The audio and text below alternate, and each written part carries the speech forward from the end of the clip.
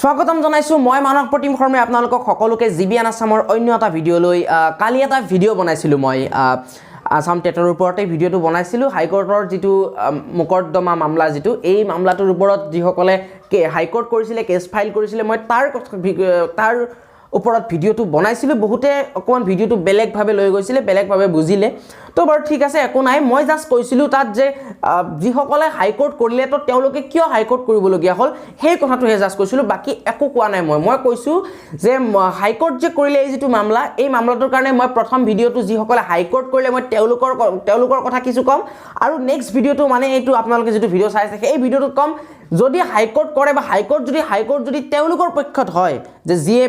cash file কৰাৰ পক্ষত হয় তেনেহলে এই 34210 যেটো ফিগাৰ এই ফিগাৰটোৰ কি হ'ব বা এওঁলোকে চাকৰি পোৱাৰ কিবা বেঘাত জন্মিব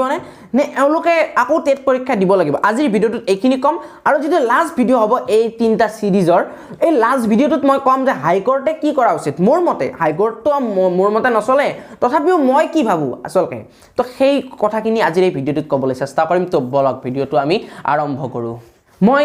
নেক্সট ভিডিঅ'টোত কৈছিলো যে কিয় কিছু সংখ্যকে হাইকোৰ্ট কৰিবলগীয়া হল তাৰে কাৰণবিলাক মই দৰ্শাইছিলো কিন্তু আজিৰ ভিডিঅ'টোত মই কম যে 34210 এই যেটো ফিগাৰ যদি হাইকোৰ্টে তেওঁলোকৰ পক্ষত গুচি যায় এই 34210 এইটো ফিগাৰৰ কি হ'ব বা এওঁলোকে চাকৰি পোৱাত কিবা বেঘাত জন্মিব নেকি তো এই কথাবিলাক মই আজিৰ এই ভিডিঅ'টোত কম তেওঁলোকে কিছুমান কথা উত্থাপন কৰিছে যে বহুত সংখ্যকে ব্ল্যাঙ্ক OMR সিট দেখুৱাই পেলাই চাকৰি পোৱা বা চাকৰি পোৱাৰ কথা কোৱা নাই পৰীক্ষাত উত্তীৰ্ণ হোৱাৰ দাবী উত্থাপন কৰিছে কিন্তু এতিয়া কথা হ'ল যে এই যেটো 34210 যদি তেওঁলোকে ব্ল্যাঙ্ক OMR সিটে দেখুৱাইছে 34210 সকলোৱে দেখুৱাবনে তেনেকুৱা ধৰণৰ কথা ইয়াত এজনে দৰ্শাব পাৰে দুজনে দৰ্শাব পাৰে কিন্তু 34210 কিন্তু দৰ্শোৱা নাই কাৰণ এই 34210 যেটো উত্তীৰ্ণ হৈছে এটো কিন্তু ইটস নট আ ম্যাটাৰ অফ জোক এটো এটা বহুত ডাঙৰ সংখ্যা হয় 3 লাখ বা 3 লাখতকৈ বেছিয়ে অৱতীৰ্ণ হ'ব পাৰে কিন্তু 34210 পাৰ্চেন্টত কম হ'ব পাৰে 9.07% পাস কৰিব পাৰে কিন্তু যদি আমি সংখ্যা হিচাপত চাওঁ 34210 এটো কিন্তু ইমান সৰু সংখ্যাও নহয় কিন্তু আৰু যদি OMR সিট যদি ব্ল্যাঙ্কে হয় এই গোটেই বিলাকে কিন্তু তেনেকুৱা ধৰণৰ কৰা নাই কাৰণ এটো এটা ডাঙৰ সংখ্যাটো আসলতে আৰু ঘোষ দিয়াৰ কথা আহিছে ঘোষ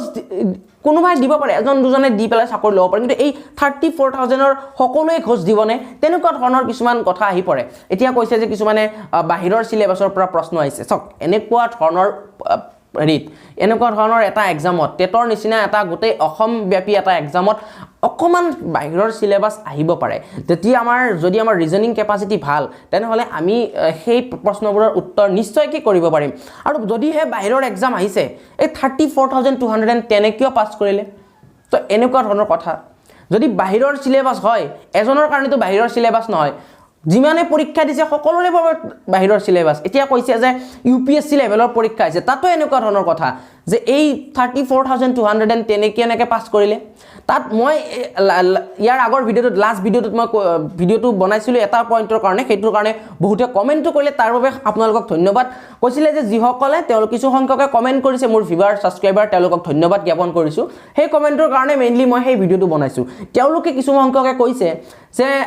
এখন কিতাপ পঢ়িলে কোনে ফেল নকৰিব তেনেকুৱা কথাটো হয় আসলকে যেতিয়া আমি এনেকুৱা ধৰণৰ টেটৰ নিচিনা এক্সাম বা APSC UPSC নিচিনা এক্সাম এখন পাৰ্টিকুলাৰ এখন কিতাপ পঢ়ি আমি কেতিয়াও পাস কৰাৰ কথা আমি ভাবিবই নোৱাৰো নিজৰ যদি ৰিজনিং কেপাসিটি থিংকিং কেপাসিটি আমাৰ ষ্ট্ৰং নহয় আমি এনেকুৱা ধৰণৰ এক্সামত আমি উত্তীৰ্ণ হ'বই নোৱাৰিম আমি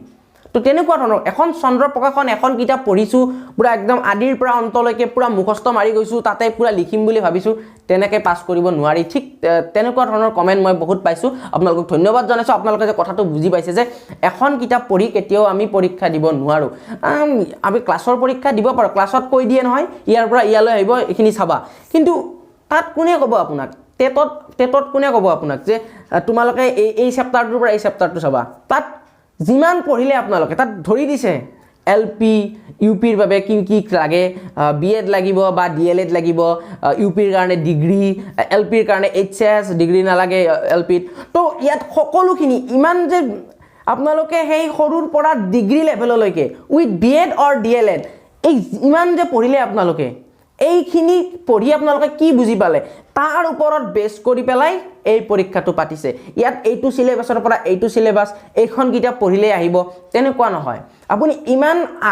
একদম যেতিয়া স্কুল গৈছিলে তাৰ পৰা একদম বিএড ডিএলএড লেভেললৈকে আপোনালোকে কিমান পঢ়িলে তাৰ ওপৰত ভিত্তি কৰিহে আপোনালোকৰ কিমান ৰিজনিং কেপাচিটি হ'ল কিমান আপোনালোক মেচিউৰড হ'ল শিক্ষিত হ'ল এই কথাটোৰ ওপৰত ভিত্তি কৰি পেলাই এইবিলাক পৰীক্ষা পতা হয় গতিকে এখন কিতাপক আমি কেতিয়াও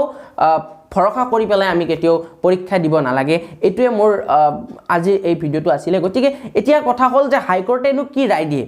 হাইকোৰ্টে কাৰ পক্ষত যাব মই নেক্সট ভিডিওত কম হাইকোৰ্টে মোৰ মতে কেনেকুৱা ধৰণৰ কাম কৰা উচিত তো আজিৰ ভিডিওত এইখিনিয়ে ক'বলৈ চেষ্টা কৰিলোঁ যদি ভিডিওটো ভাল পাইছে নিশ্চয়কৈ লাইক কৰিব কমেণ্ট কৰিব ভিডিওটো শ্বেয়াৰ কৰিব যিমান পাৰে আৰু যদি আমাৰ চেনেলটো এতিয়ালৈকে ছাবস্ক্ৰাইব কৰা নাই তেনেহ'লে ছাবস্ক্ৰাইব কৰিবলৈ একদমেই নাপাহৰিব কাষত থকা বেল আইকনটো প্ৰেছ কৰিব লগ পাম আকৌ এটা সুন্দৰ ভিডিওৰ সৈতে তেতিয়ালৈ ধন্যবাদ নমস্কাৰ